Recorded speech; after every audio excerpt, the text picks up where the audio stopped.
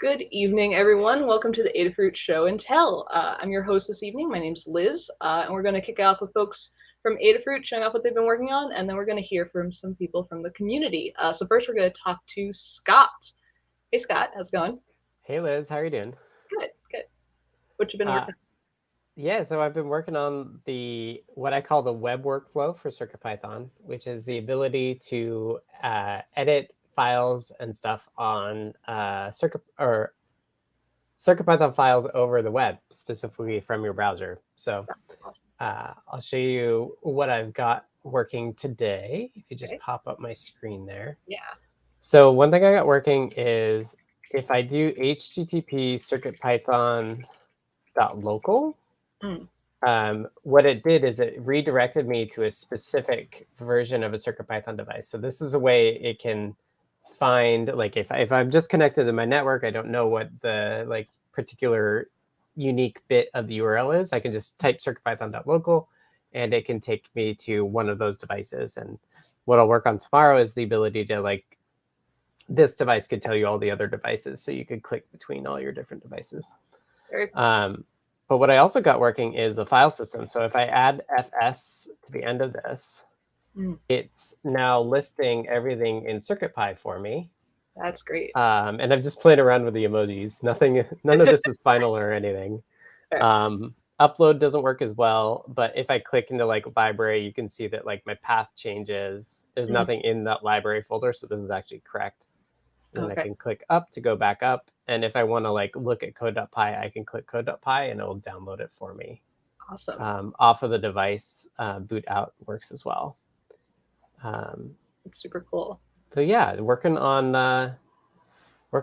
making a web workflow for CircuitPython so that all of these awesome ESP devices will be easier to use, even if they don't have USB. Yeah, that's awesome. The project I did with controlling pure data, that would have been really handy to be able to just edit the code on the fly on Wi-Fi. So awesome work. Yeah, thank you. Awesome, thank you. Next up, we're going to talk to Melissa. Hello. Hey, how's it going? So I have been working with this. This has just the separate feather wings on here. Very cool. So I've been updating the library so it can kind of treat two different feather wings as one big one. And so it's a little display I have on here. So it does a little marquee across them. Cool. And code updates to be able to do that are very minimal because all of it was done in the library itself. And I have a pull request in right now. So that's great. And I might be using one in a future project, so I'm very excited. Oh, cool. Yeah, and being able to chain them together, I think folks will find that really useful. Yeah, there've been a request for that feature open for a while, so great. I had some good ideas. I was like, okay, I'm gonna go ahead and work on this. Great, awesome. Thank you very much. Thanks. Next, we're gonna hear from Noe and Pedro. Hey guys, how's it going? Liz. Hey. It's going good. I am going to share my screen here. So here we go. So normally we do 3D printing, right? But every now and then we like to do some CNC milling. So this week is a CNC milling project. The kind of idea was that I got all these scraps of wood laying around because I've been doing a couple projects. And what can I do with all these cutoff pieces? So I figured let's make some Lego bricks, Lego compatible building blocks. Let's call them that. So these are two-sided operations when you're doing milling.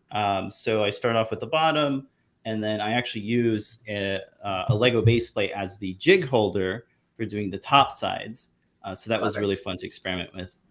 Yeah. And so we got a learn guide up, and it goes through the whole process of facing your material, choosing your material, and then walking through the toolpaths in Fusion 360, and then using the Bandom Tools software and the Bandom Tools PCB mill to make the two sides. So it's a parametric design in Fusion, so you can scale it if you want to make a bigger brick, or different shaped bricks as well is a good thing folks can try out. But yeah, it was a lot of fun experimenting with the different types of wood and making these bricks that also work with real Lego bricks. And I think the next thing I kind of want to do is make some bigger ones. If I could get my hands on a bigger CNC, I would definitely do the Duplo blocks because those are big and chonky and kind of fun to make those. But yeah, if anybody's looking for a CNC mill project and they're wanting to do a two-sided operation, and they got a lot of cutoff pieces, definitely try this out. I think it's a good learning lesson in CNC world. That's great, and it's great to see all the different wood finishes. Great use of right. And yeah, it's cool. A couple folks in chat are asking about the CNC machine. You folks have the mini Bantam Tools one? Yep, the Bantam Tools PCB mill, but this would also work with the bigger boy, the Bantam Tools desktop CNC. I'm seeing ones from Carbide 3D. The Nomad one is a fully enclosed one as well, and I'm sure this type of stuff would work with like the bigger builds, like the X-Car from Inventables. Yeah. Cool. All right. Well, I hope folks check out the Learn Guide, and hopefully we'll see all sorts of little wooden bricks popping up everywhere. All right. Cool. All right. Thanks, guys. All right. Next, we're going to go to JP. Hey, how's it going? So I love those wooden Legos, and I remember when I went to the Legoland one time, they have like a little history tour kind of section thing, and they talk about the very first Lego products, which were not bricks at all, just wooden toys in the 30s. And there was this wooden duck that was like a little pull toy duck. I think they should make a Lego version of that, but they use the wooden bricks to make the wooden Lego duck, but it would be huge. So that's my plea. I like it. For that project. So I am back. I was out last week off on vacation, but it's great to be back. And before I left, I started doing on my workshop show, I did a sort of rundown of a bunch of cassette tape methods for doing tape looping and manual control of tape, multi-track recording onto Tascam 4-track. And some of that was in preparation for some cassette tape mellotron style projects. So if you share my screen right now, what I have here, this is one of the players that you can get today that's really good for doing this sort of stuff with. Liz and I looked at the offerings out there and said, hey, the teal is amazing. These are under $15, I think, online. And this one should work the way I have this one working right now, because there's a variable speed potentiometer that's in here just for adjusting it at the factory. But the one that I'm working with right now, this is a really popular one for people who do speed control projects with cassette decks, because it was a variable speed Walkman from GE with a mic on it. It was designed for dictation, but you could play back and I think record, but definitely play back at different speeds in order to slow it down when you're listening back to some notes you've taken, presumably. So what I've done with this is I've got a little DAC board and a QT Py running to the wiper of the variable speed potentiometer that the motor is has one of its legs on to see what the voltage is. So by controlling that voltage, we can control the speed of the motor and therefore the speed of the playback. What I did on here is I've recorded a tape that's just a sine wave chord, like 15 minutes of it or so. And so when I play that, I can then use any MIDI input to my QT Py. Right now, it's just over USB MIDI, so I'm using a little host device in the middle. But I can send MIDI, and then that translates that into voltages. I get about 2 volts, and usually the standard here is a volt per octave. So I get about 24 or so semitones I can play on here. And then it's tape, it's warbly, it's kind of cool, and I'm running it through a little bit of an echo and an amp over there. So what I'm going to do is hit play here and a little arpeggio so you can get a taste for it.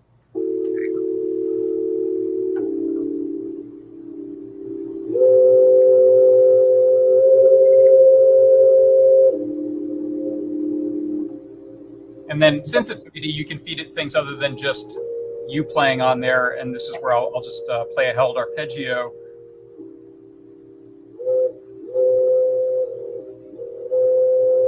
And then you can go and adjust things like rate of that.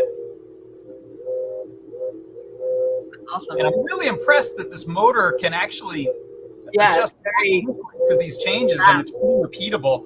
It's not perfectly in tune, but it kind of hits the same notes every time. And it's a neat effect. If you go long distances, you can get sort of a portamento effect as it ramps the motor up. You can do that, elides up into there.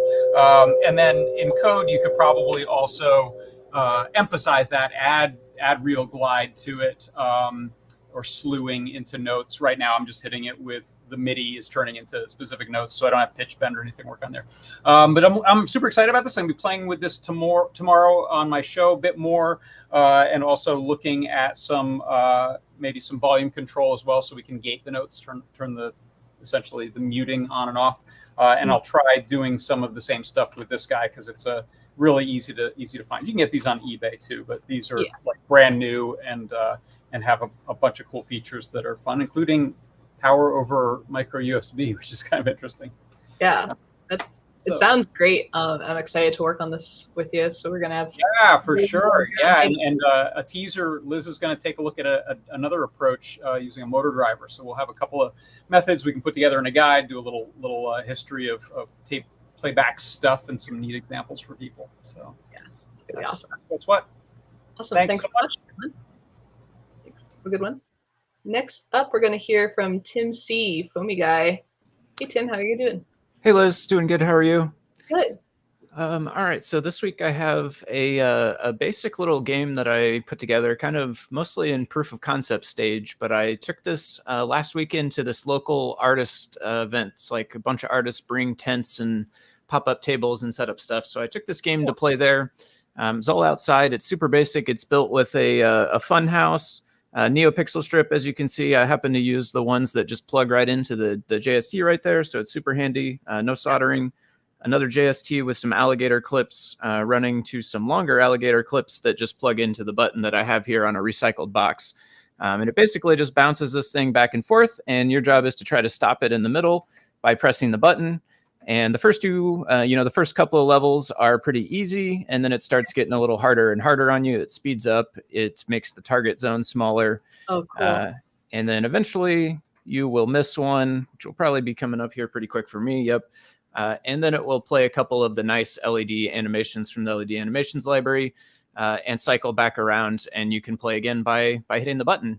So I took this thing out to that event last week, had lots of folks stop by and play it, had a couple of kids who kept coming back and played it over and over and got some good ideas from them on ways to improve it and stuff. So early stages of a project, but it's proven to be fun already, and so I figured it'd be a good one to show off the beginnings of. That's great. I worked on a similar kind of game with the Rose Brothers, I think almost maybe 2 years ago. And nice. The stuff you can do with CircuitPython and the NeoPixel and everything to make games is really fun. So I'm glad to see you're experimenting with that. Yeah, cool. Yeah, definitely a lot of fun. Folks seem to have a lot of fun playing it as well. So it's definitely a hit. And I like the way the Funhouse has the extra little plugs there. I could do it all nice and easy, no soldering. I can just stuff it inside the box to put it away and everything. So that's great. Awesome. Yep. And are you streaming this week? I am. I'll be on Deep Dive for Friday, and then I'll be around on my stream on Saturday morning as well. And I'll mention, too, if folks are interested in this particular project, last week on Saturday during my stream is when I worked on most of the code for this project. So if anyone wants to see the background of that piece of it, you can find it on the VOD for last week.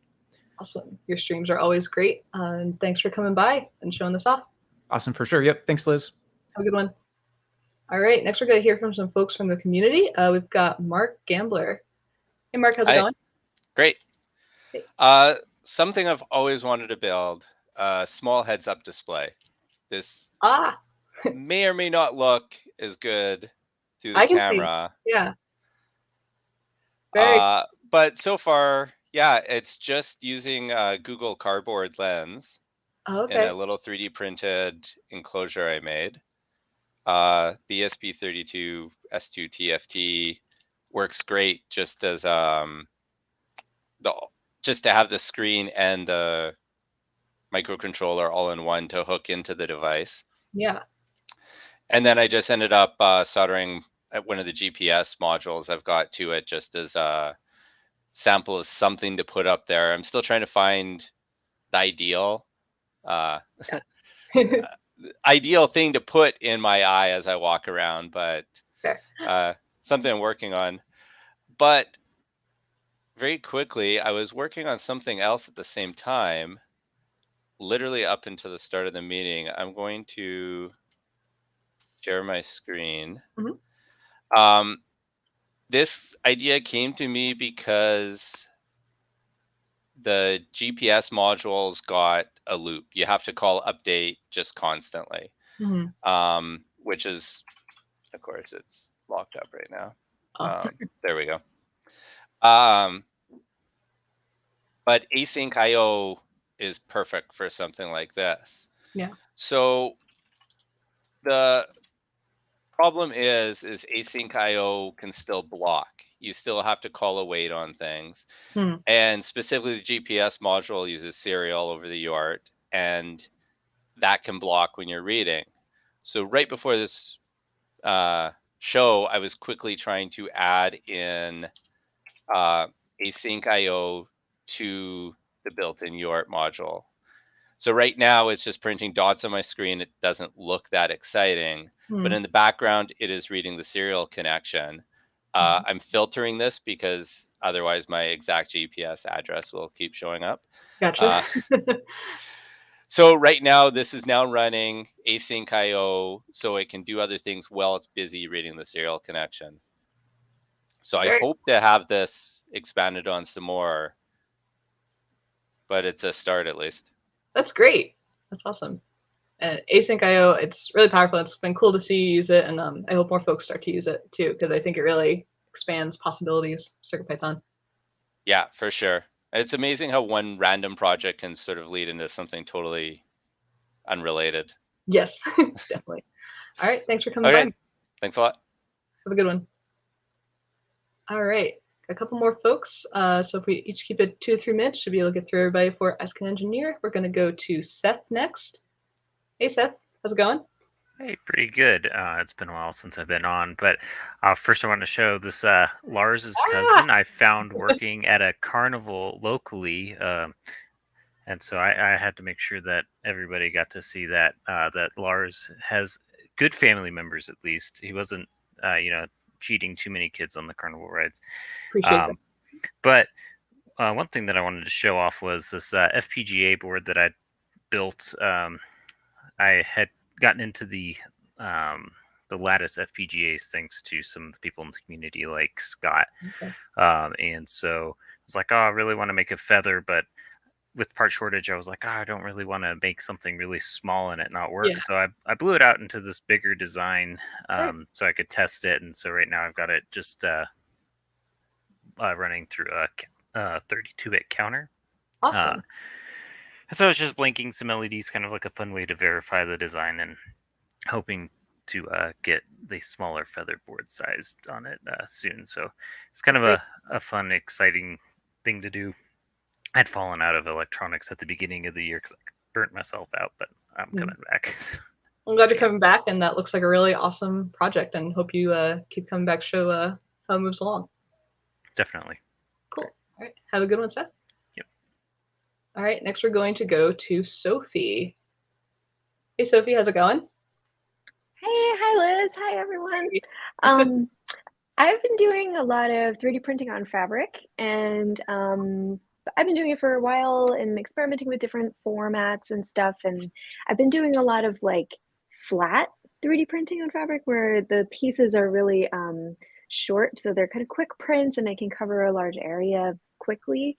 But I wanted to try to do some like more dimensional printing on fabrics. So I made this crazy thing.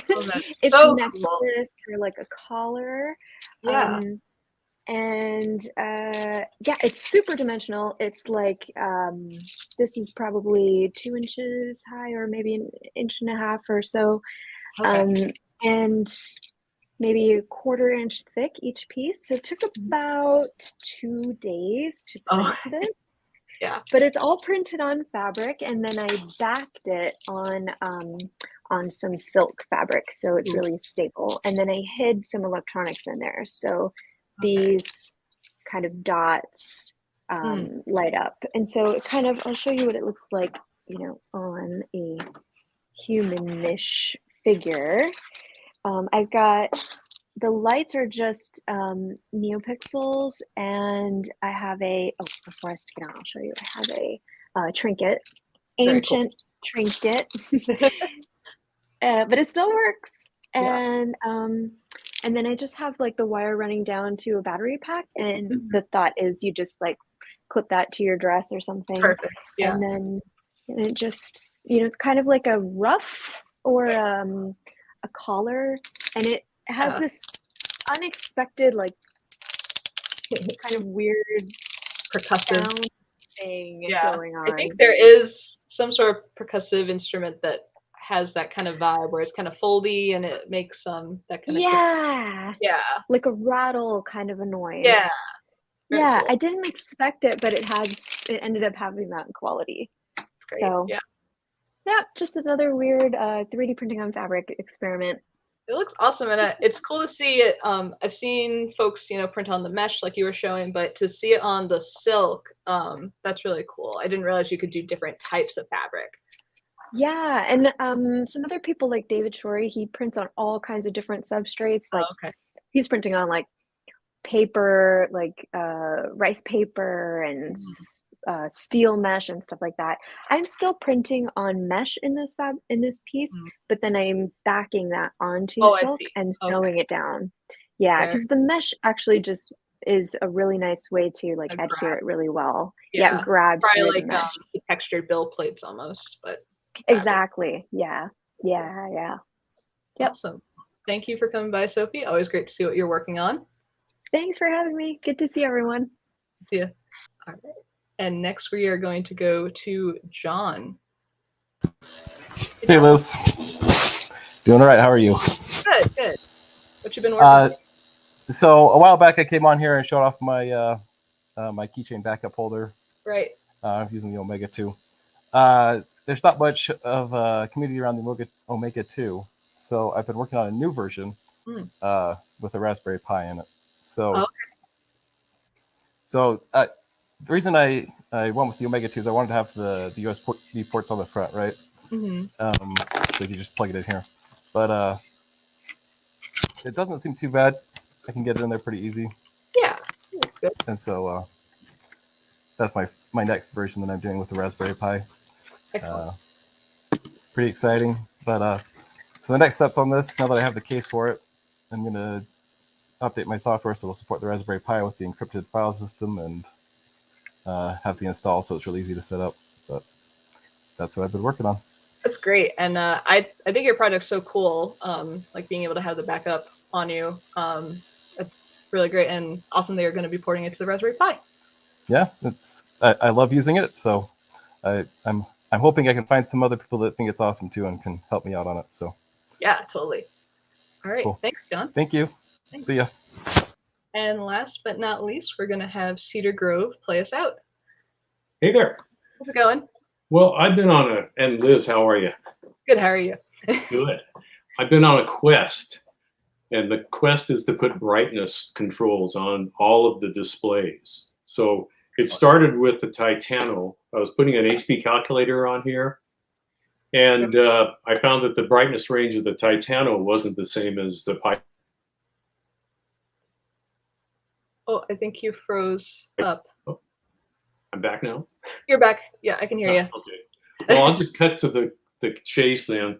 The most difficult brightness control I found was RGB LEDs. Yeah. And the problem with this is that it takes an fpga or something really powerful to get into the background of the display and make some changes. But I found a technique to use with display I/O. Here's a potentiometer. Let's get this in front of you. And I can control. Oh, awesome. I can control the way the RGB is being interpreted by display I/O, and then adjusting it and the gamma of the brightness for the screen. And it's working pretty well now. It's all done in software. There's no hardware in the background. Well, I think you froze up again. But I'm going to find that to be really handy. I know I've needed to use that a couple times to adjust brightness and everything.